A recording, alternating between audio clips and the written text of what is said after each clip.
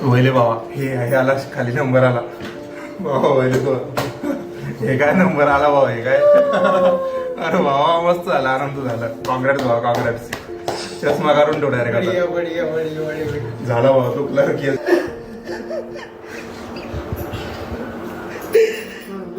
सभी के genuine reaction देख लो भाई ये भाई है ना धड़धड़ बढ़ रही है शायद तेरे है ना नमस्कार दोस्तों, माय नेम इज़ अनंत सुभाष लहासे और मैं बुल्ढाना महाराष्ट्र से हूँ। मैंने दोस्तों बैंक एग्ज़ाम के लिए 2022 से प्रिपेयर करना स्टार्ट किया था और अभी फाइनली सिलेक्शन हुआ है। तो मैंने जब प्रिपरेशन स्टार्ट की थी तो मैंने रीजनिंग के लिए अंकुश लांबा सर को ही फॉलो किया है।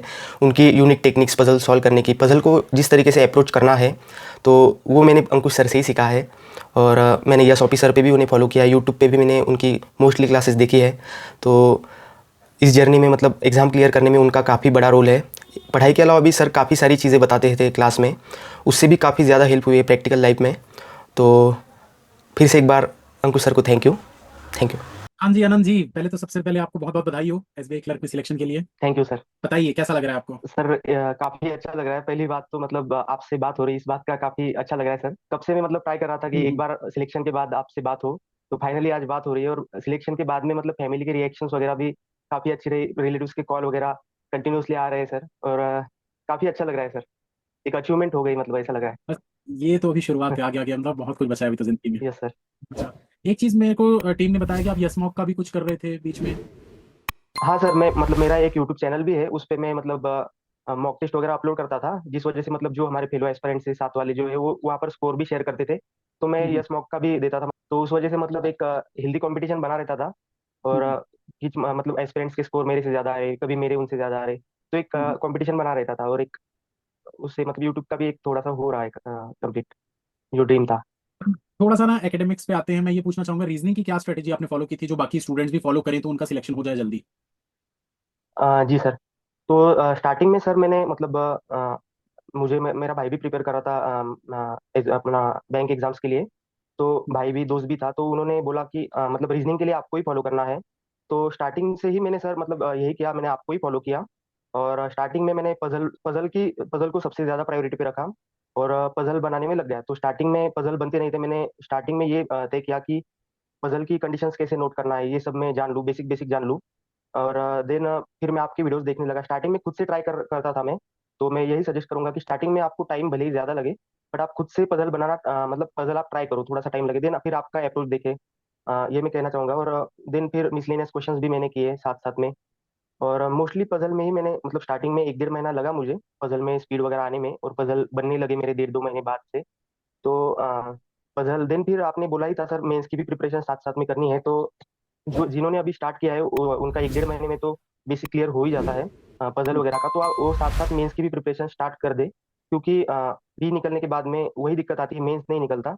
तो मेंस की अगर प्रिपरेशन स्टार्ट कर दे अभी से, मतलब बड़े बड़े पजल जो उसकी आदत हमें पहले से होनी चाहिए। और मैंने ये सब किया सर। और मतलब उसके रिजल्ट भी थोड़ी देर बाद दिखने लगे कुछ। और स्टार्टिंग में सर मैं एग्जाम देता तो एग्जाम मतलब एग्जाम में मैं अप्लाई नहीं कर पाता था, एग्जाम में स्टिल मेरे पजल नहीं बनते थे। बट फिर मैंने मिस्टेक्स को सुधारा, सब कुछ किया, तो धीरे धीरे पजल बनने लगे सर, और टाइम के अंदर बनने लगे। क्लासेस में लाइव अटेंड करता था, तो वहाँ पर काफी स्टूडेंट्स के 2 2 3 3 मिनट में बनते थे क्वेश्चंस। तो मेरे भी बाद में बनने लगे सर। बहुत अच्छा लगा ये चीज सुन के। पजल पे आपने फोकस किया, पजल जी। पे तो फोकस करना ही चाहिए, बहुत बड़ा वेटेज लेकर जाता है वो रीजनिंग सेक्शन का। जी तो सर। और थ्रेड अच्छा मेथड लगा। का भी सबसे। हाँ, जी। थ्रेड मेथड तो वो तो लाजवाब है, उसका तो कुछ कहना ही नहीं है। जी सर, काफी। मतलब काफी कम टाइम में, और टाइम काफी सेव होता है उससे। और हम्म, एग्जाम में, रियल एग्जाम में भी दोस्तों सर उसका मतलब काफी अच्छा मुझे बेनिफिट हुआ। हम्म।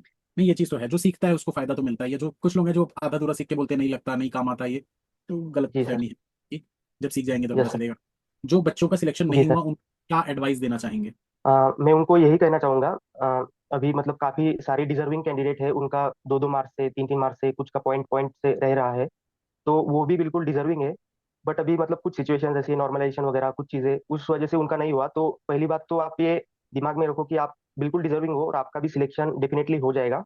तो ये चीज़ है। और दोस्तों मैं आपको यही कहना चाहूंगा कि आप एक अपने आप में बिलीव रखो, मतलब स्टार्टिंग से ही, कि आप डेफिनेटली एग्जाम क्लियर कर लोगे। और मतलब सब कुछ और अच्छे से प्लानिंग करो एग्जाम रिलेटेड। मैं एक सब्जेक्ट वाइज भी आपको एक बताना चाहूंगा।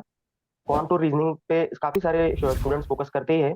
बट आप यस उस पे आपको ज्यादा फोकस करना है क्वांट रीजनिंग पे, तो वो आप करो। देन जीए को भी आप इग्नोर मत करो। मैंने जीए किया था, बट एग्जाम में मैं ज्यादा नहीं कर पाया था जीए में। सिर्फ 5 ही क्वेश्चंस मैंने अटेम्प्ट किए थे।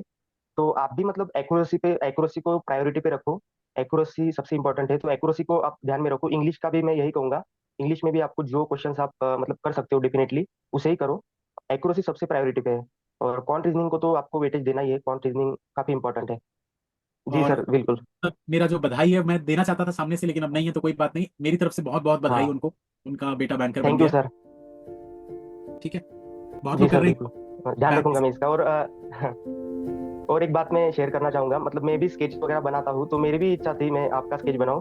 तो मैं जल्दी से जल्दी सफलता दिवस में अगर हो सके तो मैं बिल्कुल ट्राई करूंगा आने का। नहीं तो फिर मैं आपको मतलब पोस्ट से वगैरह भेज दूंगा सर। मतलब मेरी इच्छा थी कब से, सिलेक्शन होने के बाद में मैं ये चीज करूँ। हाँ, मुझे भी बहुत बहुत अच्छा लगा मतलब आपसे बस जी मैं सर। जिंदगी में ऐसे ही आगे बढ़ते रहो, रुकना नहीं है, थमना नहीं है, अभी तो ये जिंदगी की शुरुआत है, बहुत आगे जाना है। जी सर।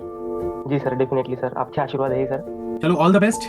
ठीक है, और मम्मी पापा को थैंक यू जरूर सर। मेरी जी तरफ से प्रणाम भी बोल देना और बधाई भी बोल देना। ठीक है, जी सर बिल्कुल बिल्कुल सर। ओके, चलो बाय। बिल्कुल okay. Thank you sir, bye.